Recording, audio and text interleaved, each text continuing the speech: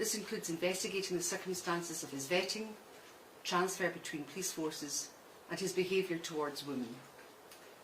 The timeline, together with the rest of the report, has been deliberately drafted to avoid victims of Couzens' crimes being identified. I've also chosen not to name individual officers relevant to Couzens' career, other than the very senior leaders who gave evidence to the inquiry. I did this because I wanted to encourage open and frank testimony from those that gave some very sensitive evidence. I've also not named individuals who could be criticised for their action or inaction. It is not part of my role to comment on those specific individuals, but I note that, where relevant, there have already been separate misconduct proceedings. My job was to identify the systemic failings or problems that led to Couzens being able to commit his horrific crimes as an off-duty police officer. Sarah's murder by an off-duty police officer shocked the nation. It triggered a surge of discourse about women's safety in public spaces and started a tidal wave of reporting on police misconduct, particularly where officers misused their powers to commit sexual offences. What is already clear is how much damage Couzens has done to the social contract on which policing is based, and how significant improvements are required. The evidence seen by the inquiry has shown that failures in recruitment and vetting meant Couzens was able to continue a policing career which should have been denied to him. Failures in investigations into allegations of indecent exposure meant opportunities to disrupt Couzens' offending and bring his policing career to a halt were missed. It is clear that Couzens carefully managed the impression he gave people of himself. This included the way he manipulated information on application forms and his troubled finances. It also included the way he shared his callous views towards women with only a very small group of like-minded people on a social media group. This all enabled him to target vulnerable women while operating in plain sight as an apparently unremarkable officer. However, the fact remains that 3 separate police forces allowed him the privilege of being a police officer when they could and should have stopped him. Wayne Couzens is a predatory sex offender and murderer. Evidence of his alleged offending, his preference for extreme and violent pornography, and his unmanaged debts date back nearly 20 years prior to Sarah's murder. The report explores this in detail, but I will draw your attention to some of the major red flags and missed opportunities to halt Wayne Couzens' career and bring him to justice. The inquiry has seen evidence that Couzens allegedly committed a very serious sexual assault against a child, barely in her teens, before his policing career even started. Problems of money also predated his career with the police. Couzens had substantial unsecured debt by the time he was arrested for Sarah's murder. At the same time, the Metropolitan Police Service were taking action to recover up to £15,000 that had been paid to him in error, and a year-long mortgage holiday was about to expire that month. These pressures undoubtedly affected his ability to serve as an authorised firearms officer at that time. I've seen evidence of Couzens' diverse and deviant sexual interests and understand these to be potential drivers for his offending. It is alleged that on a number of occasions Couzens tried to show friends and colleagues pornography, including some of a violent and extreme nature. It is further alleged that on at least 2 occasions he shared unsolicited photographs of his penis with young women, and that he paid female online retailers to masturbate into clothes and send them to him. Since his conviction for Sarah's abduction, rape and murder, Couzens has been convicted of further crimes of indecent exposure, one of which he had already been linked to while a serving police officer. Some further allegations were charged but remain on file. Couzens is also alleged to have possessed indecent images of children. He has not been convicted of this. Crucially, the report shows how police recruitment and vetting failed to spot red flags about Couzens' unsuitability. Red flags were repeatedly ignored, meaning he was granted the privilege of serving in 3 separate police forces, including as an authorised firearms officer. despite, for example, his history of excessive spending and personal debt. Vetting processes also missed other information, including linking Couzens to an incident of indecent exposure. Couzens failed at interview in his application for Kent Police in 2004. He joined Kent Special Constabulary as a volunteer constable in 2006, wearing the same uniform, carrying the same kit, and enjoying the same powers, including the power of arrest as a regular police officer. He was able to secure promotion to the grade of section officer, a position of authority comparable to a sergeant in the regular force. In a further application to join the regular Kent Police Force in 2008, Couzens failed to gain vetting clearance. Despite that vetting failure, Couzens was retained as a volunteer officer. When he applied to join the Civil Nuclear Constabulary, the CNC, Couzens' financial position was not given proper consideration. According to 2011 vetting guidance, he should have been refused vetting because he had an IVA, an individual voluntary arrangement, which is for those with debt wishing to avoid bankruptcy. Thames Valley Police, to whom his force vetting was outsourced, recommended that Couzens should not pass force vetting. This recommendation was not followed. The CNC gave inadequate weight to his financial history during the vetting process.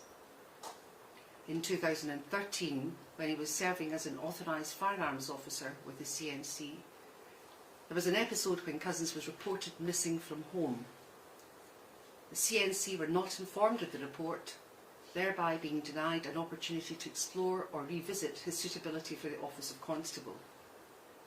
I make a recommendation to address this. Couzens' initial vetting when he applied to join the Metropolitan Police Service in 2018 was also flawed. The Metropolitan Police Service did not take into account all of the information that was available to them. The outcome of the Police National Database check on Couzens was recorded as no trace, when in fact there were relevant entries. These consisted of a reference to Couzens being reported missing from home in 2013 and to his car being linked to an allegation of indecent exposure in 2015. A check of the Police National Database was then not included in Couzens' risk assessment when he applied to be an authorised firearms officer with the Metropolitan Police Service in 2019. Had it been, Couzens' association with the allegation of indecent exposure in 2015 in Kent would have been revealed, providing a further opportunity to affect his application. The opportunity for the Met to refuse him clearance on the basis that his name was connected to an allegation of indecent exposure in 2015 was missed yet again. Repeated failures in recruitment and vetting meant that Couzens could enjoy the powers and privileges that accompany the role of police officer. He went on to use his knowledge of police powers to falsely arrest Sarah Everard. Even after Couzens' arrest and a review of his vetting clearance, the Metropolitan Police Service told the inquiry in 2022 that they would still have recruited him if provided with the same information. I found this astonishing. I make a number of recommendations to improve recruitment and vetting, covering everything from in-person interviews and home visits for new recruits to improvements for information sharing around transfers. In addition to the shortcomings in vetting and recruitment, the report shows very clearly how police investigations of indecent exposure were poor. Those offences were treated as low level by the investigating officers. Decisions to close some cases were taken early with minimal investigation. I am calling for a step change in the way police respond to indecent exposure cases. More research is needed to understand the link between this offence and the likely trajectory towards serious contact offending. And even without that trajectory, victims deserve to have their cases investigated properly each and every time. Attitudes towards the experience of those victimised by alleged incidents of exposure were not commensurate with the harm caused. In 2015, a member of the public telephoned Kent Police, having just seen a man driving a car while indecently exposing himself. This same witness gave the police the make, model, colour and registration number of the car, information that was confirmed by automatic number plate recognition cameras operating in the area. In almost no time, checks by the police identified Couzens as the registered keeper of the car. However, despite having his home address and knowing that he was the only male insured to drive the car, Kent Police closed the case and took no further action. They did so without making any attempt to speak to a further witness or to Couzens himself. This was a grave error and a very obvious red flag. By failing to properly investigate the allegation, Kent Police missed a valuable opportunity to disrupt or even prevent Couzens' future offending and to bring into question his position as an authorised firearms officer with the CNC. Victims reported allegations of indecent exposure to the police on 4 occasions before Couzens' arrest. The 2 allegations reported to Kent were inadequately investigated. In addition to the 2015 allegation, Kent Police also responded to an allegation of masturbatory indecent exposure directed at a lone cyclist in a narrow country lane in 2020. With limited investigation, the case was closed. Had the investigation been more thorough, it is possible that Couzens might have been identified as an alleged sex offender and his offending and policing career disrupted. Just days before he abducted Sarah Everard, Couzens was reported for exposing himself at a drive-through. The investigation into these allegations by the Metropolitan Police Service also fell below the standards any victim of crime should expect. For example, available evidence such as CCTV was not collected or considered. He was only interviewed and charged for those further offences of indecent exposure after his conviction for Sarah's murder. He was convicted for 2 of the reported crimes at the drive-through and the crime where he was reported for masturbating towards a lone cyclist on a narrow country lane. The inquiry is aware of 5 other alleged incidents of sexual offending involving Couzens, which, for many understandable reasons, were never reported to the police. Given the known underreporting of sexual offences, I believe there may be even more victims of Couzens offending. Data tells us that women do not always report being victims of indecent exposure. Evidence of the inquiry show that policing does not always respond to it as it should. I make recommendations about improving the ways that police respond to those who report such crimes. I also recommend an immediate review be undertaken of indecent exposure allegations against serving police officers. My task in part 1 of the inquiry was to examine the facts and circumstances of the case of Wayne Couzens and the cultures in which he worked. Policing is, however, not a homogeneous whole. Pockets of different cultures exist within police forces, and police culture is something that will be examined during part 2 of this inquiry. Good police officers work alongside those who abuse their powers, behave inappropriately with their colleagues, and do a disservice to the profession of policing. Some, like Couzens, manipulate their image at work to avoid drawing attention to themselves. Outside of work, Couzens was reported in 2020 to have been seen wearing a police belt and items of police equipment while off duty. He described himself as an undercover officer. He was not. Although Wayne Couzens was not wholly a product of his working environments, those environments did nothing to discourage his misogynistic view of women and meant that providing he presented himself as professional, his deviant behaviour outside of work could flourish.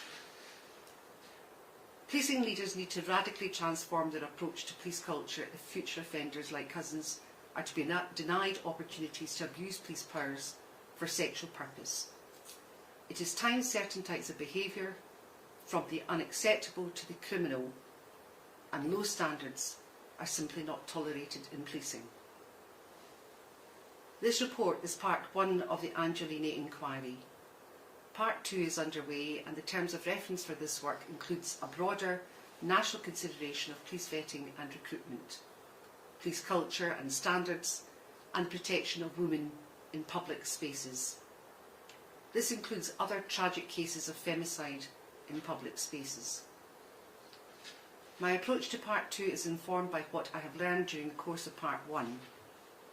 Part 3 of the inquiry is an investigation into the crimes and career of former Metropolitan Police officer David Carrick.